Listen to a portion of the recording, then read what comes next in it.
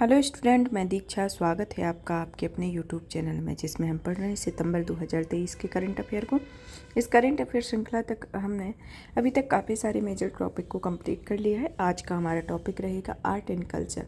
Art and culture से related topic को पढ़ेंगे और साथ ही साथ और भी कुछ मिसलेनियस, जैसे कि अभी देखते हैं कि कौन कौन से टॉपिक रहेंगे आर्ट एंड कल्चर के बाद से।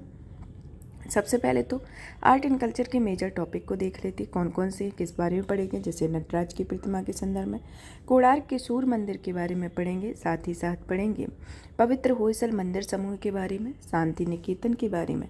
संक्षिप्त सुर्खियों में पढ़ेंगे संशोधित एडॉप्ट हेरिटेज 2.0 कार्यक्रम, भारतीय पुरातत्व सर्वेक्षण की कार्यप्रणाली पर रिपोर्ट, मेरी माटी मेरा देश अभियान के बारे में पढ़ेंगे। फिर पढ़ेंगे नए संसद भवन के द्वार और उन पर संस्थापित प्रतिमाओं के बारे में, 64 योगिनी मंदिर, एकात्मकता की मूर्ति, जहाज निर्माण की प्राचीन सिलाई विधि या टंकाई पद्धति, कोक बोरोक भाषा में, संगीत नाटक अकादमी पुरस्कार के बारे में। फिर आता है राष्ट्रीय पुरस्कारों की नई श्रेणी में राष्ट्रीय विज्ञान पुरस्कार और रेमन मैग्नेसी पुरस्कार के बारे में पढ़ेंगे, इसके संदर्भ में पढ़ेंगे। अब आता है हमारे इसी के साथ ही दूसरा आएगा नीति शास्त्र, जिसमें उपभोक्तावाद के बारे में, मीडिया ट्रायल की नैतिकता के संदर्भ में जानेंगे। सुर्खियों में रही योजना के बारे में आत्मनिर्भर भारत योजना के अंतर्गत पढ़ेंगे और साथ ही साथ इनके कुछ सुर्खियों में रहे कुछ व्यक्तित्व हैं उनके बारे में पढ़ेंगे। तो ये मेजर टॉपिक है, इन संदर्भ में आज की हमारी क्लास रहेगी। चलिए तो स्टार्ट करते हैं। सबसे पहले तो स्टार्ट करेंगे हम संस्कृति के टॉपिक से, जिसके अंतर्गत पहला आता है नटराज की प्रतिमा। नटराज की प्रतिमा हाल ही में दिल्ली में आयोजित G20 शिखर सम्मेलन में आयोजन स्थल पर भारत मंडपम परिसर में दुनिया की सबसे ऊंची नटराज की प्रतिमा स्थापित की गई। अब चलिए जानते हैं इस प्रतिमा के बारे में। इस प्रतिमा को जानने के पहले आप एक ऐसी बेसिक जानकारी को जानते हैं कि स्विट्जरलैंड में विश्व की सबसे बड़ी भौतिकी विज्ञान की प्रयोगशाला है, जो कि यूरोपीय परमाणु अनुसंधान संगठन या CERN के बाहर नटराज की प्रतिमा स्थापित की गई और इस प्रतिमा को भारत में CERN को उपहार स्वरूप प्रदान किया गया है। यह CERN के साथ भारत के सहयोग के उपलक्ष्य में भेंट किया गया था और यह प्रतिमा नटराज के तांडव नृत्य, जो कि कॉस्मिक डांस तथा उप परमाणविक कणों के कॉस्मिक डांस के आधुनिक अध्ययन के बीच एक रूपक व समानता का भाव प्रदर्शित करती है। अब जानते हैं इस प्रतिमा के बारे में कि यह प्रतिमा लगभग 27 फीट ऊंची है। इसका वजन 18 टन था तथा यह तमिलनाडु के तंजावर जिले की प्रसिद्ध मूर्तिकार राधाकृष्णन सत्यपति ने बनाया हुआ था। यह प्रतिमा अष्टधातु से निर्मित है। इसे की लुप्त मोम क्रिया विधि या लास्ट बैक्स प्रोसेस का उपयोग करके बनाया गया था। अष्टधातु को ऑक्टो अलाय भी कहा जाता है और इसमें 8 धातुओं सोना, चांदी, तांबा, सीसा, जस्ता, टिन, लोहा व पारा मिश्रण आते थे। अब आता है नटराज की मुख्य मूर्ति की मुख्य विशेषताओं के बारे में। सबसे पहले तो देखते हैं नटराज की मूर्ति को, जिसमें ये हाथ में एक डमरू ऊपर की ओर लिए हुए हैं। फिर ये अग्नि को प्रदर्शित करते हैं। यहाँ ये चारों ओर वृत्ताकार ज्वाला की माला है तथा ये अपस्मार है तथा यह भुजंग त्रासित मुद्रा है, यह दूलहस्त मुद्रा है तथा यह अभय हस्त मुद्रा है। इसके संदर्भ में यह मूर्तियों के बारे में है कि इस मूर्ति की ये स्पेशलिटी है। अब जानते हैं कि शिव अपनी ऊपरी दाहिनी में डमरू के लिए धारण किए हुए हैं। डमरू की ध्वनि सृष्टि के सृजन का प्रतीक मानी जाती है। उनके बाएं हाथ में शाश्वत अग्नि है, एक ही अग्नि है, जो कि अग्नि सृष्टि के विनाश का प्रतीक है। फिर आता है निचला हाथ, जहाँ पर अभय हस्त है। निचले हस्त में अभय हस्त मुद्रा है। इस भय को दूर करने के लिए सुरक्षित अस्तित्व का आश्वासन देने का प्रतीक है। फिर आती है दूलहस्त मुद्रा, जो कि निचला बायां हाथ में है। इस प्रतिमा में एक बौने जैसी आकृति को शिव के दाहिने पैर से नीचे दबा हुआ दिखाया गया है और यह बौनी आकृति अज्ञानता व भ्रम का प्रतीक दैत्य अपस्मार है और यह दैत्य मानव को पथभ्रष्ट होने का कारण बनाता है। शिव भुजंग त्रासित मुद्रा में अपना बाएं पैर उठाते हैं और यह मुद्रा तिरुभाव यानी भक्ति के मन में माया और भ्रम का पर्दा हटा देने का द्योतक है। वृत्ताकार ज्वाला की माला नित्य संपूर्ण आकृति को घेरे हुए है। इसके संदर्भ में इस मूर्ति की प्रमुख विशेषता है। अब जानते हैं नटराज की प्रतिमा के बारे में कि नटराज को नृत्य का देवता माना जाता है। इस प्रतिमा के स्वरूप में सृष्टि के चक्र के रूप में सृजन और विनाश को प्रदर्शित करता है और चोल शासक नटराज भगवान शिव को अपना कुल देवता मानते थे। यह नृत्य पंचनृत्य, जिसमें शिव की 5 कलाओं सृजन, संरक्षण, विनाश, तिरुभाव, अनुग्रह की अभिव्यक्ति को दर्शाता है। अब आता है नटराज के विकास के बाद मूर्तिकला के विकास के बारे में कि यह साक्ष्यों के आधार पर शिव की कांस्य प्रतिमाओं में सर्वप्रथम 7वीं से 9वीं शताब्दी के मध्य में पल्लव काल में सामने आई थी। इस प्रतिमा को विश्व प्रसिद्ध वर्तमान स्वरूप चोल शासक के संरक्षण में विकसित किया गया था। यह पल्लव कालीन काष्ठ निर्मित नटराज की गठिली और रेंकित पैटर्न की होती है और इसके बाद इसमें चोल शिल्पकारों ने धातु की अधिक तन्यता की पहचान की और चमत्कार और जीवन प्रतिमाओं का निर्माण आरंभ किया।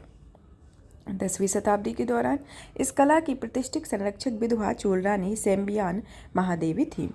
अब आता है नटराज से संबंधित मंदिर के बारे में कि तमिलनाडु के चिदम्बरम शहर में स्थित तिल्ली नटराज मंदिर में नटराज की अलंकृत प्रतिमा मौजूद है। ऐसा माना जाता है कि परांतक प्रथम ने ही इस विमान का निर्माण कराया हुआ था। यह मंदिर जिस जगह अवस्थित था यह विश्व की चुंबकीय भूमध्य रेखा का केंद्र बिंदु था। नटराज की मूर्तियाँ कोनेरीराजपुरम के उमा महेश्वर मंदिर तथा तंजावर के बृहदीश्वर मंदिर मौजूद हैं तथा दक्षिण भारत के कई शिव मंदिरों में अलग से एक नटन सभा होती थी और जहाँ पर नटराज की प्रतिमा स्थापित की। अब आता है चोलकालीन कला और स्थापत्य कला के बारे में। अब सबसे पहले जानते हैं शिल्प कला के बारे में कि यह चोल काल अपनी धातु निर्मित मूर्ति कला के लिए प्रसिद्ध था। चोलकालीन कांस्य मूर्तियाँ लुप्त मोम प्रक्रिया की विधि के माध्यम से बनाई जाती है और विधि आज भी भारत के अन्य जगहों पर प्रचलित है। यह धातु ढलाई की एक विधि है जिसके तहत पिघली हुई धातु वो मोम प्रतीक के रूप में प्रतिरूप के रूप माध्यम के बनाए गई मिट्टी के सांचे में ढाला जाता है और एक बार जब यह सांचा बन जाता है तो उसके बाद मोम प्रतिरूप को आग से पिघला के बाहर कर निकाल दिया जाता है। इसमें मूर्तियों की विशेषता यह होती है कि उनमें नीचे छेद होते हैं। अब आता है चित्रकला के बारे में कि चोल काल में चित्रकला का भी विकास हुआ।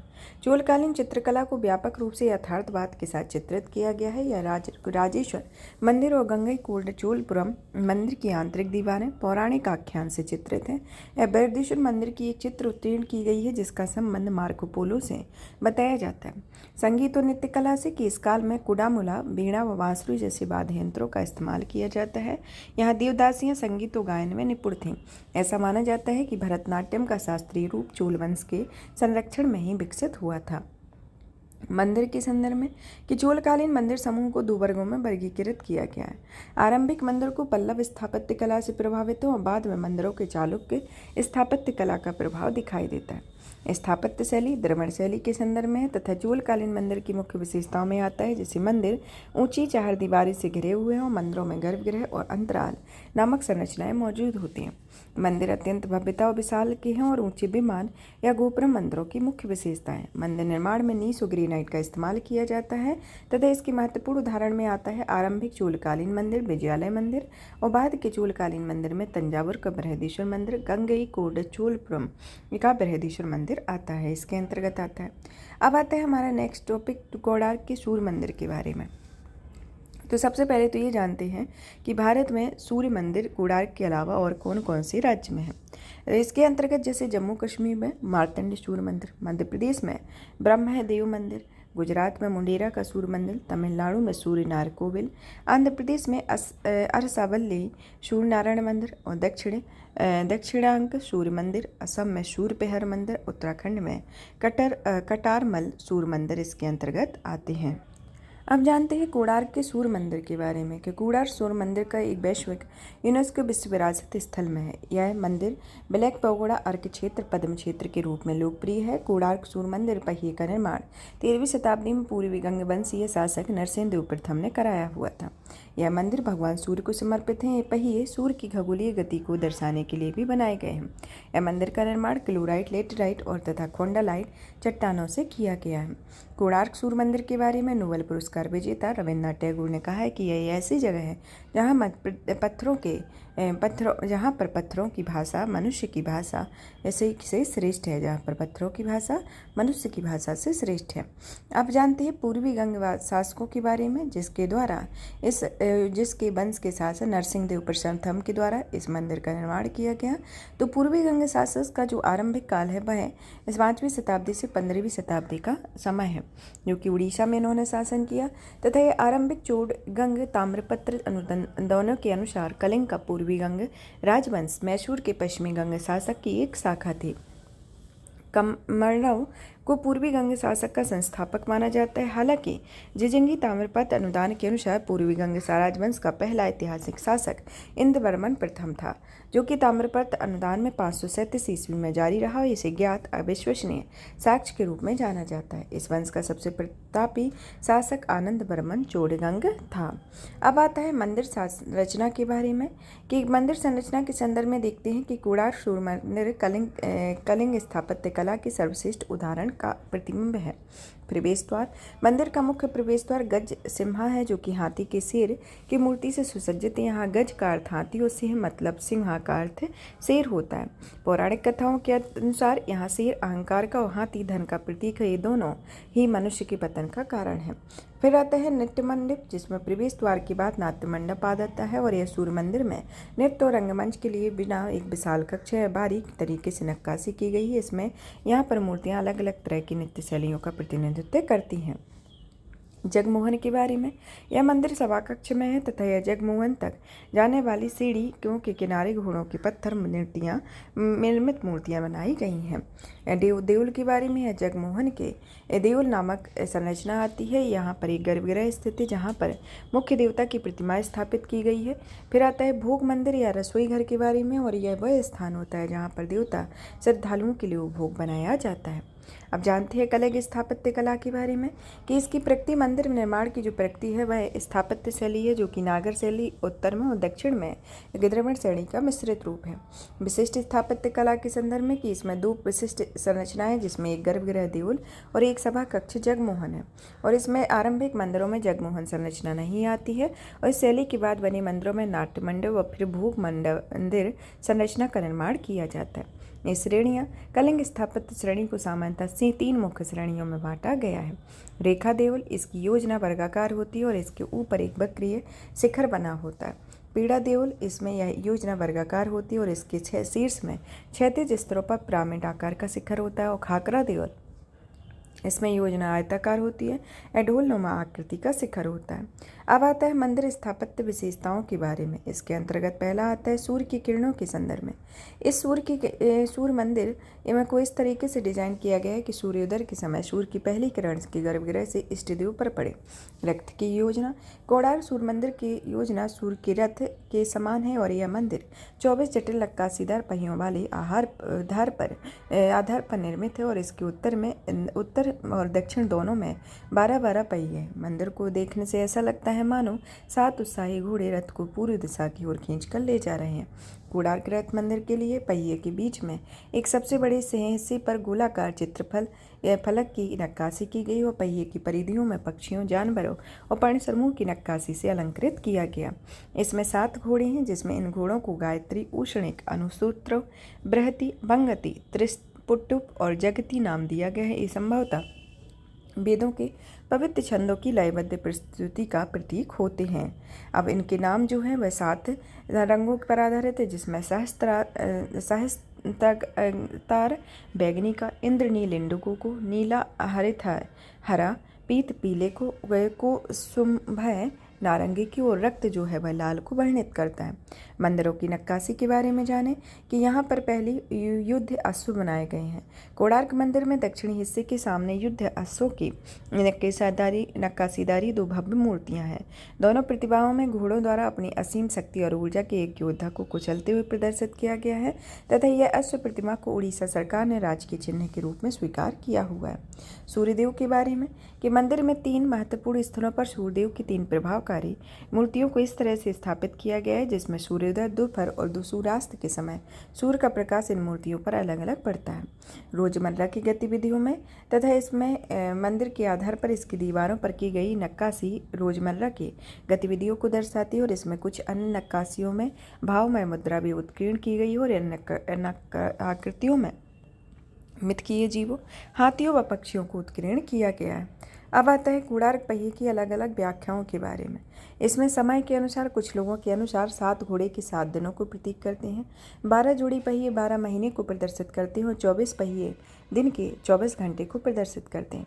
8 प्रमुख तीलियां जो हैं 8 प्रहर या 3 घंटे की अवधि को दर्शाती हैं। जीवन चक्र में कुल लोगों को रथ के पहिए की व्याख्या जीवन के पहिए के रूप में की गई और ये पहिए सृजन, संरक्षण और सिद्धि की प्राप्ति के चक्र को दर्शाते हैं। फिर आता है राशियों में कि पहिए के 12 जोड़े हैं, 12 राशियों को प्रदर्शित करते हैं। धर्मचक्र में कुछ लोग भी यही भी मानते हैं कि कोणार्क रथ मंदिर के पहिए बौद्धों के धर्मचक्र के समान है। धूप खड़ी में यह रथ के पहियों की व्याख्या धूप खड़ी के रूप में की गई है तथा वर्तमान में 4 पहियों की इस्तेमाल धूप घड़ी के रूप में किया जाता है। धूप घड़ी वामावर्त दिशा में समय प्रदर्शित करती है और इसके शीर्ष केंद्र पर चौड़ी मध्यरात्रि के 12 बजे का प्रतीक होती है। कोणार्क रथ मंदिर प्रत्येक पहिए में 8 चौड़ी तीलियां और 8 पतली तीलियां हैं और 2 चौड़ी तीलियां के बीच दूरी 3 घंटे के समय को दर्शाती है। लोकतंत्र के प्रतीक के रूप में यह मंदिर लोकतंत्र के पहिए के एक शक्तिशाली प्रतीक के रूप में कार्य करता है और यह प्रतीक लोकतांत्रिक आदर्शों के लचीलेपन और समाज की प्रगति के प्रति प्रतिबद्धता को दर्शाता है। अब आता है इसको निष्कर्ष के तौर पर देखा जाए कि कोणार्क सूर्य मंदिर कलिंग स्थापत्य के चरमोत्कर्ष कला का प्रदर्शन करता है तथा यह मंदिर भारत के समृद्ध सांस्कृतिक विरासत का प्रतीक है। अब आता है पवित्र होयसल मंदिर समूह के बारे में। हाल ही में यूनेस्को के कर्नाटक के पवित्र होयसल मंदिर समूह का भारत का 42वां विश्व धरोहर घोषित किया गया है।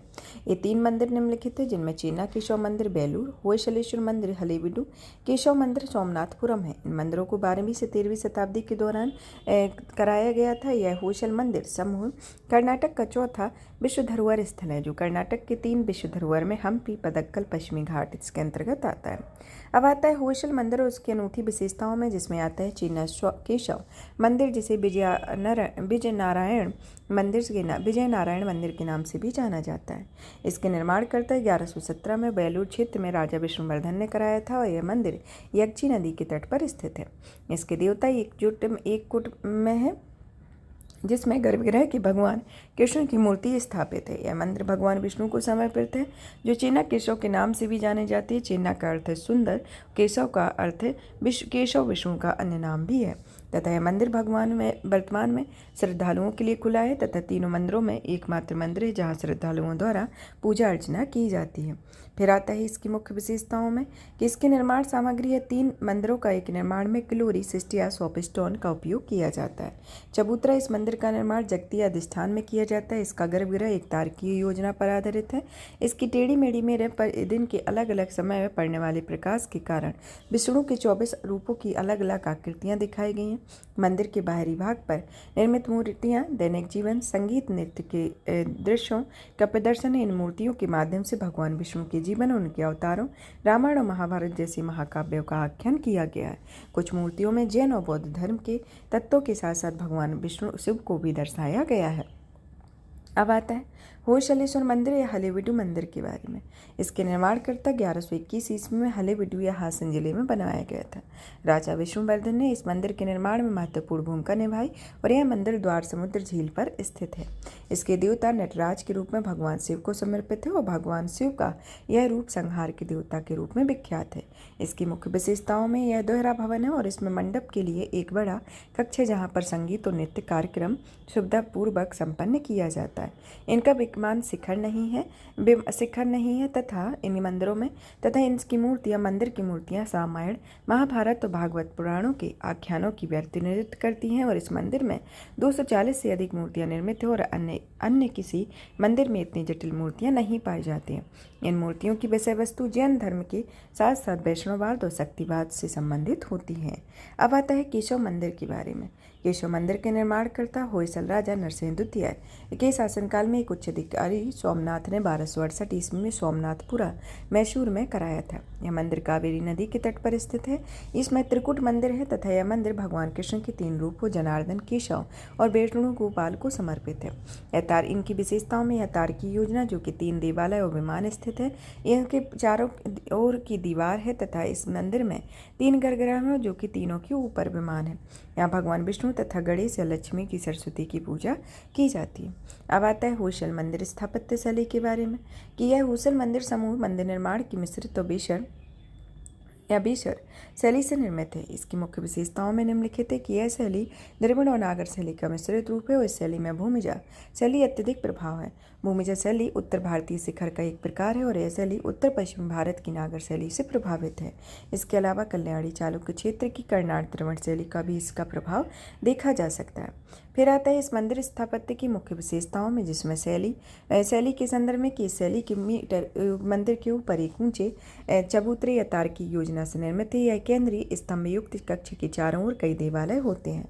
मंदिर निर्माण में सेल खड़ी का उपयोग किया जाता है और सेल खड़ी मुलायम और नरम होती है, इस कारण इस नक्काशी करना सरल होता है।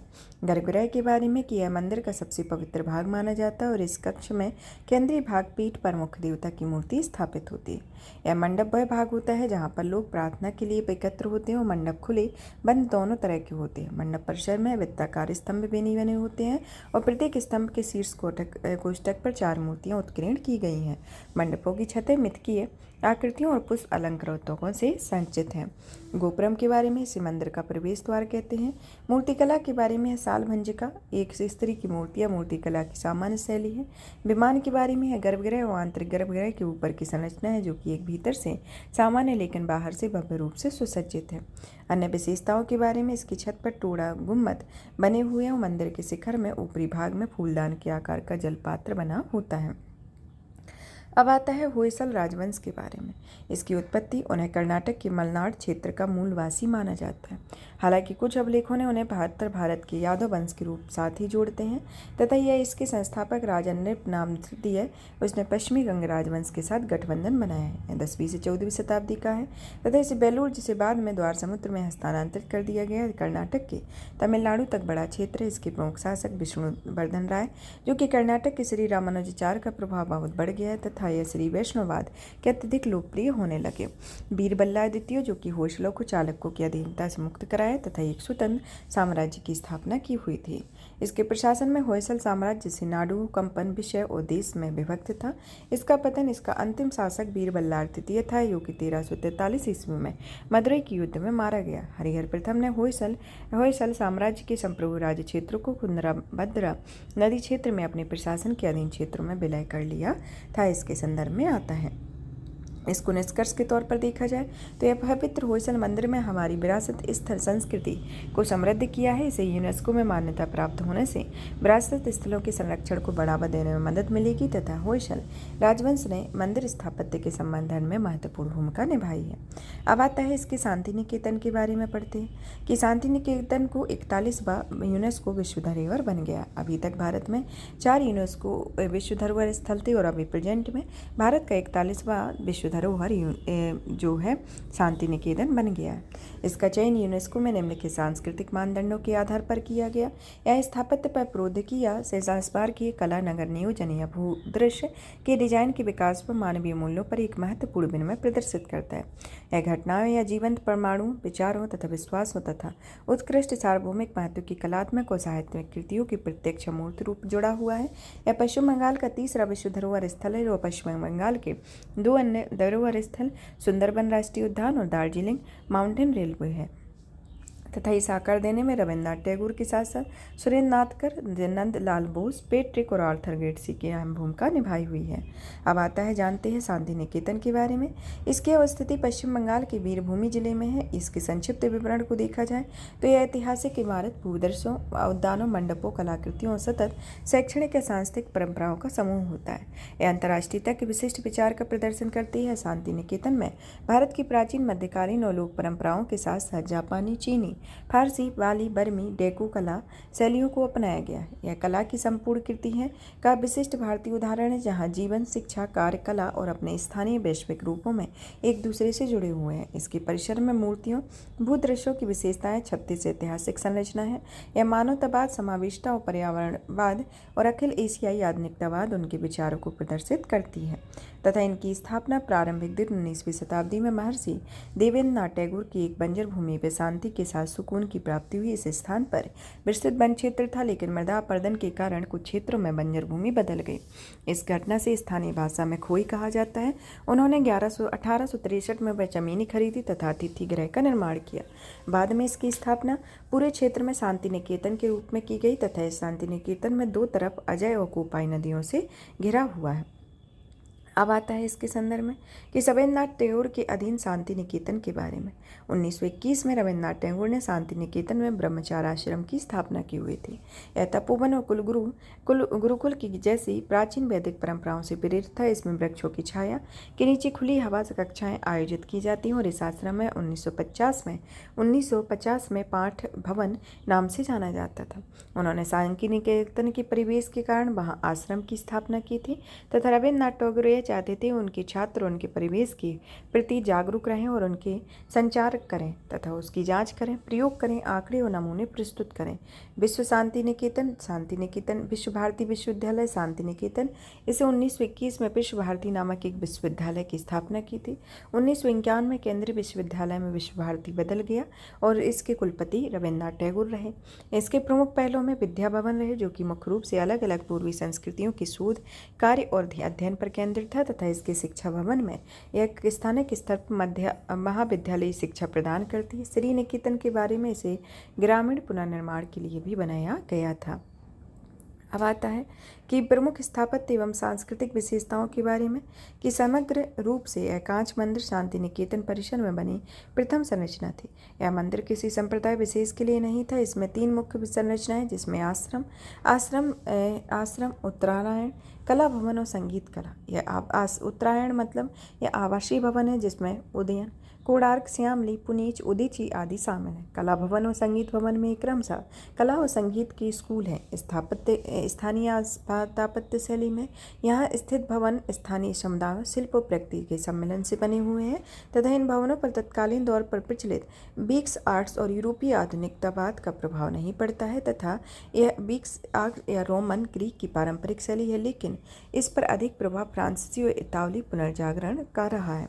भवन निर्माण सामग्री में कि यह मिट्टी और घास फूस जैसी इस पारंपरिक सामग्री और मजबूत सीमेंट कंक्रीट दोनों की तरह इस्तेमाल किए जाते हैं। यह परिसर का खुली जगह इस परिसर का मुख्य भाग होता है। इसका उपयोग मेलों, मौसमी त्योहारों के सांस्कृतिक आदान प्रदान तथा भारतीय कला एवं सांस्कृतिक कार्यक्रमों के संरक्षण हेतु किया जाता है। इनकी सजावट परिसरों की दीवारों, मुख्य कलाकारों, भित्ति चित्रों, फ्रेस्को विधि से बने चित्रों और मूर्तियों से सुसज्जित है। यहाँ पर कालोबारी के दीवारें, गलियारे, भरहुत, मलाबलीपुरम, मोहनजोदड़ो, मिस्र और असीरियन रूपांकनों से इसे अलंकृत किया गया। इसमें अलग अलग संस्कृतियों की स्थापत्य कला के मुख्य तत्व हैं, जिसमें आता है चीन में गुहागर की गोलाकार खिड़की, जापान में काष्ठ कृतियाँ, नवगोथिक या नवक्लासिकी में बंगला शैली की शांति निकेतन और सुरेल कुथिबारी, बौद्ध में अजंता पाठ भवन और सांची छतिम तल की रेलिंग, सुल्तनत और मुगल काल में मेहराब, अग्रभाग और तालियाँ, बंगाली में या चेती या ग्रामीण बंगाली झोपड़ी से प्रेरित है। ये अलग अलग संस्कृति की स्थापत्य कला है। इसको निष्कर्ष के तौर पर देखा जाए तो शांति निकेतन आज भी रविन्द्रनाथ टैगोर द्वारा प्रवर्तित आदर्शों के प्रसार में महत्वपूर्ण भूमिका निभा रहा है। देश भी उनके विचारों को शिक्षा प्रणाली में शामिल करके विरासत को आगे बढ़ा रहा है। इसमें रविन्द्रनाथ टैगोर के बारे में, जिनका जन्म स्थान कोलकाता में, इनकी शिक्षा घर पर ही इन्होंने शिक्षा प्राप्त की थी तथा औपचारिक शिक्षा पूरी नहीं की। इनका व्यवसाय लेखकार, गीतकार, नाटककार, निबंधकार और चित्रकार रहा। इन्हें साहित्य का नोबेल प्राइज दिया गया तथा इनकी उल्लेखनीय कृतियों में गीतांजलि, काबुलीवाला और गोरा आदि इसके अंतर्गत आते हैं। अब आता है इसके अंतर्गत शिक्षा में रविन्द्रनाथ टैगोर जी के योगदान के बारे में जानते हैं कि इनके निम्नलिखित सिद्धांतों को बढ़ावा दिया गया, जिसके अंतर्गत आत्मबोध, शारीरिक विकास और नैतिक, आध्यात्मिक और सामाजिक विकास, इसके अलावा मानवता, वस्तुओं का सह संबंध, मनुष्य प्रकृति के बीच आर्थिक अवसर भी शामिल है। टैगोर ने शिक्षा के माध्यम के रूप में मातृभाषा के महत्व पर बल दिया। महात्मा गांधी और रविन्द्रनाथ टैगोर के विचारों में अंतर देखें तो इन्होंने महात्मा गांधी ने पश्चिमी शिक्षा की प्रबल आलोचक थे और दूसरी ओर रविन्द्रनाथ टैगोर जो थे वह पश्चिमी सभ्यता के तत्वों को भारतीय परंपरा के सर्वश्रेष्ठ तत्वों के साथ एकीकृत करने के समर्थक थे। राष्ट्रवाद के संदर्भ में गांधी जी राष्ट्रवाद का अर्थ स्वशासन मानते थे, लेकिन अभिजात वर्ग नहीं बल्कि पूरा समुदाय स्वतंत्र सक्रिय होगा। रविन्द्रनाथ का मानना था कि राष्ट्रवाद व्यक्तिगत सामर्थ्य और जिससे उच्च स्तर पर उठाया गया है। प्रौद्योगिकी के बारे में गांधी जी ने मशीनों और प्रौद्योगिकी को अपनाने का विरोध किया है। वहीं रविन्द्रनाथ ने जीवन के अनेक क्षेत्रों में विज्ञान और प्रौद्योगिकी के समेकन पर आवश्यकता पर बल दिया है। जो रविन्द्रनाथ टैगोर जी थे उनको गुरुदेव कविदेव विश्व कवि के नाम से भी जाना जाता था और गांधी जी की महात्मा की उपाधि रविन्द्रनाथ टैगोर के द्वारा ही दी गई थी। महात्मा गांधी और रविन्द्रनाथ टैगोर के बीच विशेषताओं को जाने, मतलब समानताओं को जाने कि शिक्षा की माध्यम मातृभाषा हो तथा मानवता और प्रकृति प्रेम आदि के दोनों के विचार सेम रहे थे। अब आता है कि अन्य संबंधित तथ्य में, जैसे बांग्लार माटी या पश्चिम बंगाल में रविन्द्रनाथ टैगोर ने बांग्लार माटी या बांग्लार जल को अपना राज्यगान घोषित किया था। या पश्चिम बंगाल के विधानसभा में पोइला बैसाख या पहला बैसाख राज्य दिवस के रूप में मनाने के प्रस्ताव किया गया था। यह बंगाली कैडर के पहले दिन यानी 15 अप्रैल को पड़ता है। यह गीत बंगाल विभाजन के खिलाफ शुरू किए गए बंग भंग आंदोलन के दौरान लिखा गया था। यह गीत रक्षाबंधन के माध्यम से सांप्रदायिक सद्भाव को बढ़ावा देता है। टैगोर ने आमार सोनार बांग्ला और वंदे मातरम की रचना की तथा यह इनके काव्य गीतांजलि में 1913 में साहित्य के नोबेल पुरस्कार से सम्मानित किया गया है। अब आता है सुर्खियों में रही योजनाओं के बारे में, जिसमें पहला आता है संशोधित एडॉप्ट हेरिटेज 2.0 कार्यक्रम के बारे में। भारतीय पुरातत्व सर्वेक्षण ने एडॉप्ट ए हेरिटेज कार्यक्रम 2.0 की शुरुआत की। एडेप्टिव हेरिटेज योजना मूल रूप से 2017 में पर्यटन मंत्रालय, संस्कृति मंत्रालय, एएसआई और राज्य या केंद्र शासित प्रदेश सरकारों के साझा प्रयासों से शुरू की गई थी। इसका उद्देश्य निजी और सार्वजनिक क्षेत्र के संगठनों तथा व्यक्तियों को सक्रिय भागीदारी से स्मारक स्थलों पर गुणवत्तापूर्ण एवं समावेशी सुविधाएं उपलब्ध कराना था। एएसआई का महानिदेशक प्राचीन स्मारक या पुरातत्वीय स्थल या अवशेष अधिनियम 1958 के तहत संरक्षित स्मारकों रखरखाव के खर्च और निमित्त स्वैच्छिक योगदान प्राप्त करता है। इसके संदर्भ में आता है योजना के संशोधन की आवश्यकता क्यों पड़ी? क्योंकि योजना के लिए दिशा निर्देशों के बारे में जागरूकता की कमी करना, गोद लिए गए स्मारक स्थलों में सुविधाओं के प्रभाव के लिए भी अव्यवहारिक थी। गोद लिए गए स्मारक स्थलों में अर्ध व्यावसायिक गतिविधियों के कारण समस्या उत्पन्न हुई। एडेप्टिव हेरिटेज योजना की निम्न मुख्य विशेषताओं में कि स्मारक सारथी ये निजी या सार्वजनिक क्षेत्र की एनजीओ, कंपनी, सोसाइटी कोई भी हो सकती है। एएसआई इस कार्यक्रम में चुना गया, इसके पहले स्मारक मित्र कहा जाता है। परियोजनाओं का वित्त पोषण निजी और सार्वजनिक क्षेत्र की कंपनियां अपने सामाजिक कॉर्पोरेट कोष का उपयोग कर सकेंगी, जबकि अन्य संस्था या व्यक्ति स्वैच्छिक रूप से वित्तीय योगदान कर सकेंगे। फिर आता है लचीलेपन के बारे में और जिसके अंतर्गत 4 आयामी फ्रेमवर्क है, जिसमें स्वच्छता, पर्यावरण सुरक्षा, ज्ञान और परियोजना की अवधि 5 वर्ष निर्धारित है। अब आता है भारतीय पुरातत्व सर्वेक्षण की कार्यप्रणाली पर रिपोर्ट के बारे में कि परिवहन और पर्यटन या संस्कृति पर संसदीय स्थायी समिति की एक रिपोर्ट पेश की गई। इस रिपोर्ट का सामना की जा रही चुनौतियों और उसकी कार्यप्रणाली में सुधार के लिए सिफारिशों को शामिल किया गया। एएसआई की कार्यप्रणाली संबंधी चुनौतियों में केंद्र सरकार द्वारा जारी संरक्षित स्मारकों की सूची में बड़ी संख्या में ऐसे गौण और छोटे स्मारक भी शामिल हैं जो राष्ट्रीय महत्व के नहीं हैं। उदाहरण के लिए इस सूची में औपनिवेशिक काल के सैनिकों और अधिकारियों की 75 ऐसी कब्रें शामिल हैं जिनका कोई महत्व नहीं है। एएसआई द्वारा संरक्षित स्मारकों के आसपास 100 मीटर के क्षेत्र में निषिद्ध क्षेत्र 300 मीटर के क्षेत्र को विनियमित घोषित किया गया है। इस प्रावधान का स्थानीय समुदाय विरोध करता है और इस प्रावधान की वजह से उन्हें आवासीय परिसरों की आवश्यक मरम्मत कार्य करना मुश्किल हो जाता है। यह प्रावधान 2010 में प्राचीन स्मारकों पुरातत्वीय स्थल अवशेष अधिनियम 1958 संशोधन के जरिए शामिल किया गया है। अब आता है रिपोर्ट में की गई सिफारिशों के बारे में कि एएसआई द्वारा संरक्षित स्मारकों की सूची को तर्कसंगत बनाने की जरूरत है। इन स्मारकों को राष्ट्रीय महत्व, विशिष्ट वास्तुशिल्प, शून्य और विशेष विरासत सामग्री के आधार पर वर्गीकृत किया गया है तथा एएसआई को निम्नलिखित 2 स्कंदों में विभाजित किया जाना चाहिए, जिसके अंतर्गत पहला आता है एएसआई या स्कंद संस्थान मुख्य कार्य जैसे अन्वेषण, उत्खनन और संरक्षण को देखेगा। भारत विरासत विकास कार्यक्रम में यह एएसआई संपूर्ण राज्य से संबंधित विषयों को देखेगा। उत्खनन को सटीक और दक्ष बनाने के लिए लिडार और जमीन को भेदने की सक्षम रडार 3D स्कैनिंग जैसी आधुनिक तकनीकों का उपयोग किया जाना चाहिए।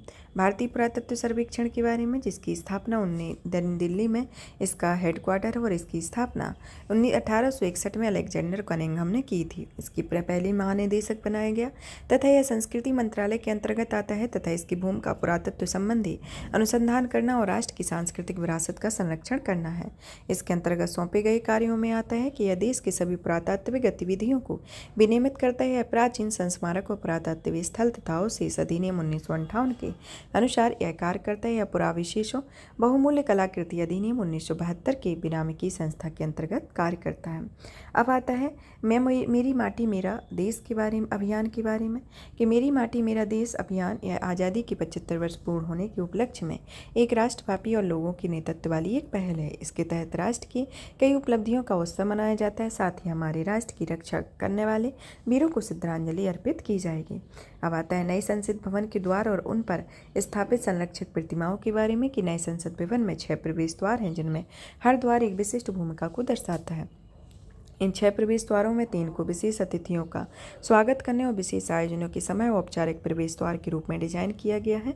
ये औपचारिक प्रवेश द्वार भारतीय कला, संस्कृति, लोकाचार, देशभक्ति को प्रदर्शित करते हैं, जिसमें ज्ञान कर्म शक्ति का नाम दिया गया है। इसके संदर्भ में आता है यहाँ पर फिर आता है औपनिवेशिक। इसके संदर्भ में ये कुछ प्रवेश द्वार हैं, इनके बारे में जानते हैं, जिसमें अंतर्गत पहला आता है गज या उत्तरी द्वार। यह गज की प्रतिमा ज्ञान, उन्नति, धन, बुद्धि, स्मृति का प्रतिनिधित्व करती है तथा यह इसके साथ ही यह लोकतंत्र के निर्वाचित प्रतिनिधियों की आकांक्षाओं का प्रतीक है। यह प्रतिमा जो है वह कर्नाटक के बनवासी में स्थित मधुकेश्वर मंदिर में निर्मित एक समान प्रतिमा से प्रेरित है। फिर दूसरा द्वार आता है गरुड़ द्वार या पूर्वी द्वार, जो कि पूर्वी प्रवेश द्वार के चील के समान गरुड़ की प्रतिमा स्थापित है। यह देश के लोगों के प्रशासकों की आकांक्षाओं का प्रतीक है। तमिलनाडु के कुम्बेटुकोडम में मौजूद नायक काल की एक मूर्ति से प्रेरित है। फिर आता है अश्व द्वार, जो कि दक्षिणी द्वार है। फिर आता है इस द्वार में सतर्क व तैयार घोड़ों की प्रतिमा है, जो कि धैर्य, शक्ति और क्षमता, गति का प्रतीक है। यह अश्व शासन की गुणवत्ता का प्रतीक है। इसे कोणार्क के सूर्य मंदिर में स्थापित अश्व प्रतिमाओं से प्रेरित है। फिर आता है सार्वजनिक प्रवेश द्वार और उनके संरक्षक के संदर्भ में पश्चिम में है शार्दुल द्वार। शार्दुल एक पौराणिक जीव है, जिनमें सबसे शक्तिशाली और सभी जीवित प्राणियों में अग्रणी माना जाता है। यह द्वार देश के लोगों का शक्ति का प्रतीक है। मध्य प्रदेश के मुरैना के सिहोनिया में स्थित शिव मंदिर में निर्मित एक समान प्रतिभा से प्रेरित है। फिर इसके बाद इसका नेक्स्ट द्वार आता है हंस द्वार, जो कि उत्तर पूर्व में स्थित है। हंस द्वार लोगों के लोकतंत्र की सबसे महत्वपूर्ण गुण विवेक और आत्मबोध की शक्ति का स्मरण है। यह कर्नाटक के हम्पी में विजय विठ्ठल मंदिर में निर्मित समान प्रतिमा से प्रेरित है। फिर आता है मकर द्वार, जो कि मकर एक पौराणिक जलीय जीव है। यह देश के लोगों को उनके बीच विविधता में एक रूपता प्रतिनिधित्व करता है। यह प्रतिमा कर्नाटक के हलेबीडिया होयसलेश्वर मंदिर में निर्मित समान प्रतिमा से प्रेरित है। इसके संदर्भ में आता है। तो ये इसके प्रमुख प्रवेश द्वार है। अब जानते हैं 64 योगिनी मंदिर के बारे में। ऐसा माना जाता है कि पुराने संसद भवन का डिजाइन मध्य प्रदेश के मितौली गांव में स्थित 64 योगिनी मंदिर से प्रेरित है। पुराने संसद भवन को वास्तुकार एडविन लोटियंस और हर्बर्ट बेकर ने डिजाइन किया था। यह भव्य 64 योगिनी मंदिर गोलाकार है। इसमें 64 योगिनियों के प्रदर्शित 64 कक्ष हैं। इसके मध्य में एक मंदिर है जो भगवान शिव को समर्पित है। 64 योगिनियाँ जो थी वह शक्तिशाली योद्धा थी तथा तंत्र या योग विद्या से संबंधित थी। इनका निर्माण 1323 ईस्वी में आसपास कच्छ प्रघात वंश के राजा देवपाल ने करवाया हुआ था। अब जानते ये 64 योगिनी मंदिर है, जिसमें 64 कक्ष बने हुए एक मुख्य मंदिर भगवान शिव को समर्पित दिखाया गया है। अब आता है एकात्मकता की मूर्ति के बारे में। मध्य प्रदेश के मुख्यमंत्री ने ओमकारेश्वर आदि शंकराचार्य की 108 फीट ऊंची मूर्ति का अनावरण किया। यह एकात्मकता की मूर्ति के नाम दिया गया। आदि शंकराचार्य को जगत गुरु भी कहा जाता है। उन्होंने 8वीं शताब्दी में अद्वैत वेदांत दर्शन या द्वैत को न मानने वाले दर्शन का प्रतिपादन किया। इनका जन्म केरल के कलाड़ी में हुआ था।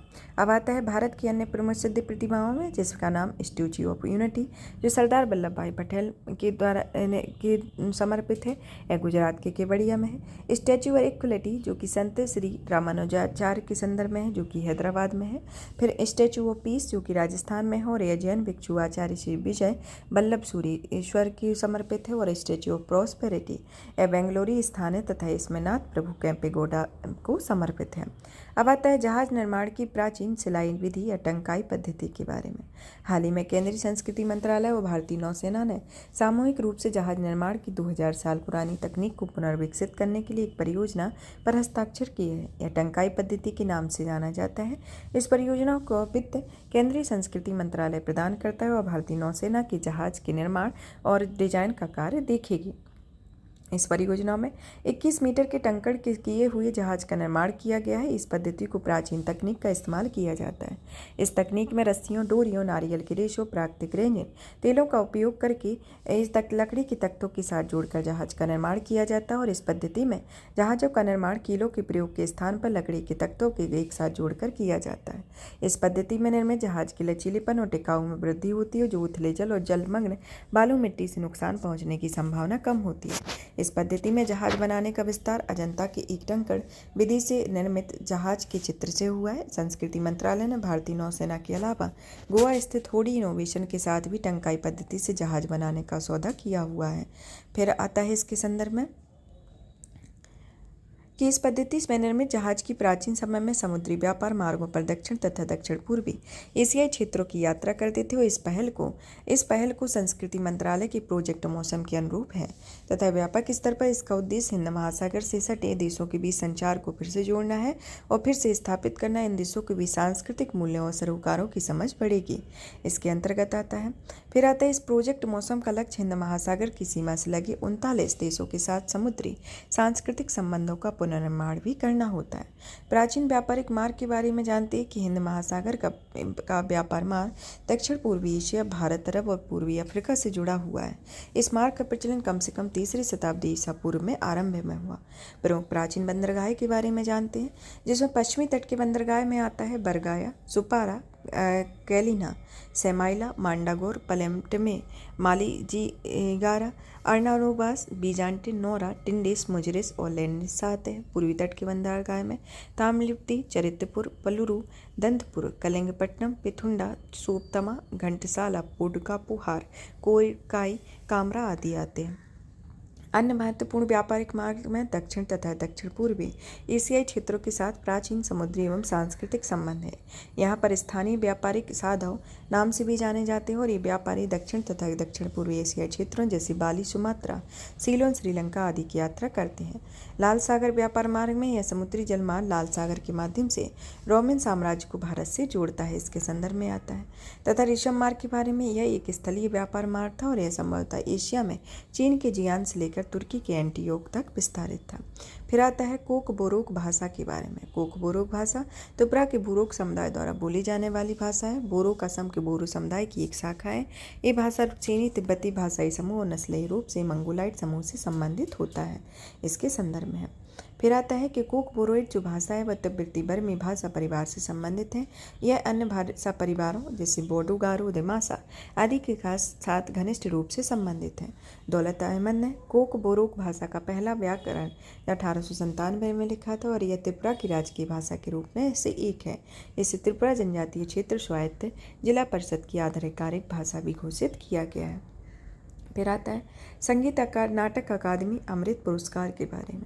हाल ही में 84 महाकलाकारों की संगीत नाटक अकादमी अमृत पुरस्कार से सम्मानित किया है। इस पुरस्कार के बारे में इसका उद्देश्य सरकार द्वारा दिया जाने वाला राष्ट्रीय सम्मान है। इन निष्पादन कला के कलाकारों के साथ साथ शिक्षकों और विद्वानों को प्रदान किया जाता है। इसका उद्देश्य 75 से अधिक आयु के उन भारतीय कलाकारों को सम्मानित करना है जिन्हें अब तक उनके करियर में कोई राष्ट्रीय सम्मान नहीं दिया गया। संगीत नाटक अकादमी द्वारा दिया जाना वन टाइम अवार्ड है। इस पुरस्कार में 1 लाख रुपए की राशि, एक ताम्रपत्र और एक अंगरवस्त्रम प्रदान किए जाते हैं। पुरस्कार भारत के उपराष्ट्रपति द्वारा दिए जाते हैं। अब जानते हैं संगीत नाटक अकादमी के बारे में कि इसकी उत्पत्ति 1953 में हुई। इसकी स्थापना देश में निष्पादन कला के क्षेत्र में एक शीर्ष निकाय के रूप में की गई थी। यह संस्कृति मंत्रालय के तहत एक स्वायत्त निकाय है। इसका उद्देश्य संगीत, नृत्य, नाटक रूपों में व्यक्त भारत की विविध संस्कृति की विशाल अमूर्त विरासत का संरक्षण और संवर्धन करना है।